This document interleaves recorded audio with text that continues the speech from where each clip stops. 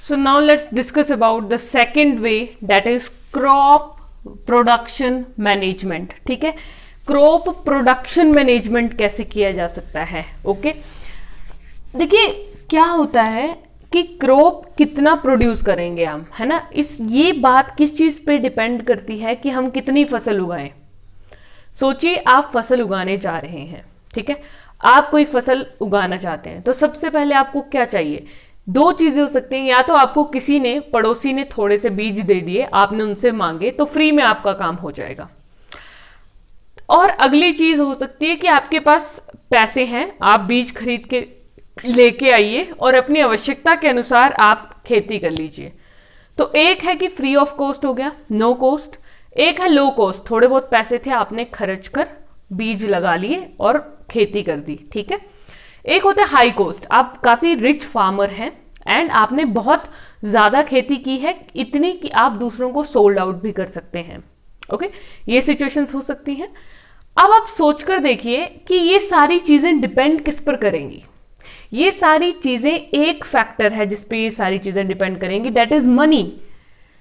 Money पर yield depend करती है. यील्ड मतलब पैदावार. देखिए जितना बीज फेंकोगे, फिर साथ ही साथ उसकी केयर भी करनी पड़ेगी, डिफरेंट टेक्नोलॉजीज यूज करनी पड़ेंगी. खेती ऐसी तो है नहीं कि आपने बीज खरीदे और फेंक दिए. उसमें हल चलाना पड़ेगा या ट्रैक्टर चलाना पड़ेगा. हल जो चलाते थे जब बैल यूज किए जाते थे, तो वो एक पुरानी टेक्नोलॉजी तो नहीं बोलेंगे, एक पुराना मेथड था वो. आज भी जो लोग अफोर्ड नहीं कर सकते हैं, हो सकता है बहुत गरीब हैं, वो ट्रैक्टर अफोर्ड नहीं कर सकते हैं खेतों के लिए. तो अब देखिए क्या होगा, उसमें हार्डवर्क ज्यादा होगा. जो ट्रैक्टर, जो हल वाला बात हो रही है, उसमें हार्डवर्क ज्यादा है, ठीक है.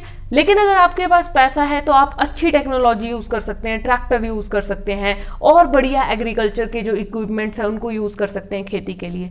तो डिपेंड करता है कि मनी कितना है, उस हिसाब से पैदावार हो सकती है. ओके, मनी पर डिपेंड है.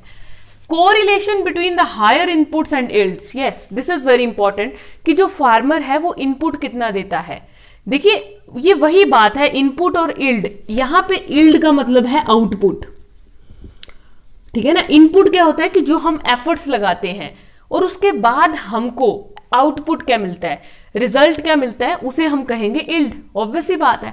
अब देखिए फार्मर मेहनत करेगा खेतों पे, अच्छे से उसने वहां पे ट्रैक्टर चलवाया, पानी की सिंचाई, पानी का सोर्स भी अच्छा होना चाहिए, फिर घास जो वीड्स वहां पे ग्रो करेंगे उसको निकालने के साधन होने चाहिए, ठीक है. तो ये सारी सुविधाएं जिस फार्मर के पास हैं, उसमें जो जितना इनपुट वो लगाएगा उतनी ही बेहतरीन यील्ड होगी.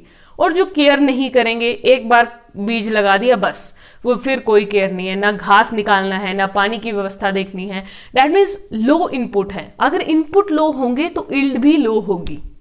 सिंपल सी बात है, ठीक है ना. जितनी हम मेहनत करेंगे उतने ही मार्क्स आएंगे, सिंपल सा लॉजिक है. So different levels of production practices. अब ये जो प्रोडक्शन प्रैक्टिसेस होती है ना, ठीक है, जो प्रोड्यूस करते हैं, खेती बाड़ी करते हैं लोग, ये डिफरेंट लेवल हो सकते हैं इसके. या तो नो कॉस्ट होता है कि ज्यादा इसमें खर्चे की जरूरत नहीं है, पड़ोसी से थोड़े से बीज लेके आए, आपने ग्रो कर दिए, अच्छी पैदावार हो गई. एक होता है लो कॉस्ट, थोड़ा बहुत पैसा था, खर्च कर दिया, बीज ले लिए एंड खेती बाड़ी कर दी. थर्ड होता है हाई कॉस्ट, बहुत पैसा है, हर टेक्नोलॉजी अपनाई, बेस्ट आपको रिजल्ट मिलेंगे, ठीक है. सो इस तरह से ये डिफरेंट लेवल्स हो सकते हैं प्रोडक्शन के. क्रॉप प्रोडक्शन मैनेजमेंट में ही हम बात करें तो it's a long topic. As I have told you कि हमें बहुत सारी चीज़ें देखनी पड़ेंगी. अगर हम एक फसल उगाते हैं तो उसमें टेक्निक क्या यूज़ करनी है ये भी देखना पड़ेगा, उसको खाद वगैरह डालनी पड़ेगी, उसको इरिगेशन, पानी की व्यवस्था करनी पड़ेगी, ठीक है. और क्रॉपिंग पैटर्न कैसा है वो भी देखना पड़ेगा. बहुत सारी चीज़ें हमें देखनी पड़ती हैं. तो आइए कुछ डिफरेंट फैक्टर्स स्टडी करते हैं इन क्रॉप प्रोडक्शन मैनेजमेंट, ठीक है. जब हमने उगानी है डिफरेंट फसलें तो क्या फैक्टर्स कंसीडर करने बेहद ज़रूरी हैं.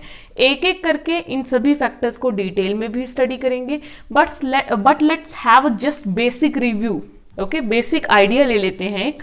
फर्स्ट फैक्टर है न्यूट्रिएंट मैनेजमेंट, ठीक है. प्रोडक्शन में न्यूट्रिएंट्स का बहुत इंपॉर्टेंट रोल है. जैसे हमारा शरीर है, फूड हमारे शरीर को चाहिए सर्वाइवल के लिए, उसी तरह से न्यूट्रिएंट्स यानी कि फूड चाहिए पैदावार के लिए भी, उगाने के लिए, ठीक है, ग्रोथ अच्छी हो प्लांट की, उसके लिए न्यूट्रिएंट्स की जरूरत है। तो ये न्यूट्रिएंट्स जो है वो मैन्योर और फर्टिलाइजर्स की फॉर्म में हो सकते हैं, खाद डालते हैं ना, तो वही प्लांट का न्यूट्रिएंट है। सेकंड फैक्टर आएगा इरिगेशन, सिंचाई करनी पड़ेगी। अब सिंचाई के सोर्स में मतलब पानी के सोर्स क्या क्या हो सकते हैं, वेल्स, कैनाल्स, रिवर्स, टैंक्स, ये 4 इंपॉर्टेंट सोर्स इरिगेशन के अंदर 4 चीजें आ जाएंगी, ठीक है। वेल्स, कैनाल्स, रिवर्स, टैंक्स, एक एक करके डिस्कस करेंगे। Cropping pattern is the third factor. Cropping pattern 3 तरीके से हो सकता है, मिक्स्ड क्रॉपिंग, इंटरक्रॉपिंग और क्रॉप रोटेशन, ठीक है। So this was just a basic idea कि क्रॉप प्रोडक्शन मैनेजमेंट में स्टेप्स क्या क्या हैं। अब एक एक करके इनको स्टडी करते हैं।